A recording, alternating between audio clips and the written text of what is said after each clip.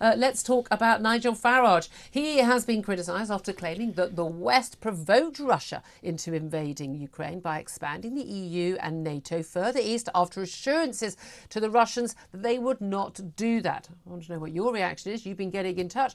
Well, let's see what Jackson Hinkle has to say. He's an American commentator and influencer, host of The Dive with Jackson Hinkle on Rumble. Good afternoon to you again, Jackson.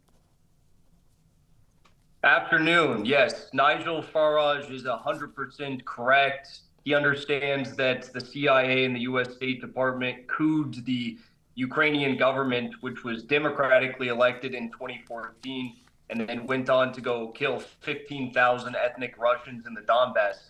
And Julia, thank you for having me on. You tweeted a lot about the victimhood of the Ukrainian people that are suffering right now. I'm curious why you never tweeted once about the 15,000 ethnic Russian Ukrainians that were killed by Ukrainian forces between 2014 and 2022.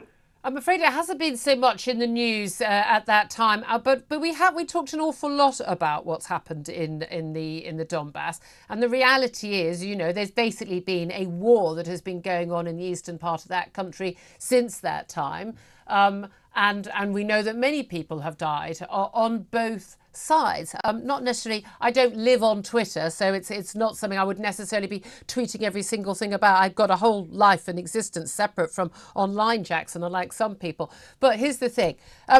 When we talk about an invasion of a sovereign nation state, regardless of what has happened before, is it right for someone standing in democratic election here to be talking about how a dictator, a foreign murderous dictator in another country, how he has been provoked by the actions of, well, I'm no fan of the EU, I am a fan of NATO, two organisations which nations voluntarily join with the support of their people, to talk about them provoking a military action in retaliation. Is that the sort of language he should be using? I just think it's incredible you call Vladimir Putin an evil, murderous dictator. Well, because he is. You sit in the United Kingdom and you have nothing but kind words for your government, who's committing a genocide in Gaza, killed over 1 million people in Iraq. British government isn't committing a genocide in Gaza. No one's committing a genocide in Gaza. Could you stick to the point? Hypocritical. Could you stick to the point? Well, I think Nigel Farage is correct. He predicted that there would be a war in Ukraine due to NATO enlargement, and that's exactly what we saw. But was it a provocation? What was the provocation? Well, you didn't report it, but there was 15,000 innocent ethnic Russians killed in the Donbass. That wasn't the provocation. That wasn't what was claimed. Killing 15,000 civilians is not a provocation. I mean, to be fair, that's lives down the back of the sofa for Vladimir Putin when he took us to other wars. If it was a provocation for the West to be making overtures and for Ukrainian leaders to be making overtures to join the EU and join NATO, if that was a provocation that justified on some basis, although I don't think Nigel Farage is saying it justified it, he's been very critical of Vladimir Putin's actions, Vladimir Putin invading Ukraine. What was the provocation when he invaded Georgia?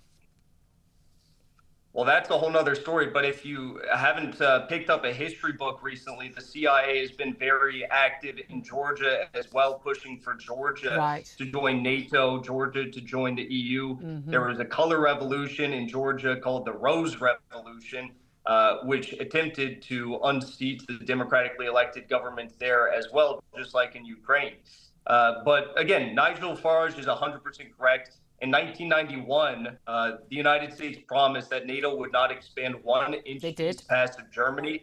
And then Kamala Harris came and met with Zelensky and told him that she thought that Ukraine should join NATO. What does that mean? That means having nuclear weapons directly on the border of Russia in Ukraine. No, it didn't. It didn't require that at all. Of course it does. No, it didn't. What do you think NATO countries do? Do you think But not all just NATO like countries have handshake and nuclear sing weapons songs? within their borders. Ukraine gave up their nuclear weapons. They were guaranteed their safety by Britain, the US and Russia. And oh, how did that turn out? That's not the case. But would Russia, I mean, look, we talk about spheres of influence. There's no doubt at all. And I agree with Nigel that it was obvious that Russia and Vladimir Putin rather than Russia, would see this as a provocation. I can understand that he would see and use it and exploit it. And he would see the expansion of NATO eastwards as a threat to his sphere of influence. He regards Ukraine as part of Russia. He thinks it should have always been part of Russia.